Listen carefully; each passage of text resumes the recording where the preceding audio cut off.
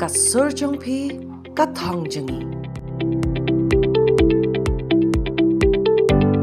Haka jingja ka basungsi kaling sun sukhoi 30 MKI jong ka Indian Air Force kalahap no haka por badangle ya ka jinghi kai training ka baman kasi haka district Karbi Anglong ha Assam.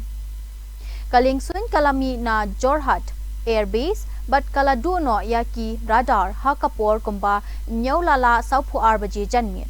Laong baka jinghap kala ja ha Inglong Ecopi Hills kabahab hapo ka Boka Jant subdivision kumba nriu pau kilometer AA na Jorhat.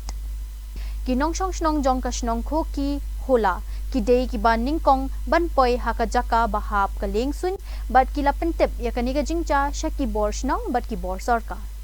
Hadin kanela labba kila seino ya ka med yap jong arngut ki pilot na ka lengsun ka bala ujor. Craft was suddenly lost. The fighter jet had disappeared from the radar. Soon after, people living in the Karbi Anglong Hills reported hearing a loud explosion.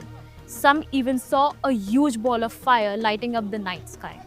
Both pilots on board, Squadron Leader Anuj and Flight Lieutenant Parvez Durakar, lost their lives in the tragic accident.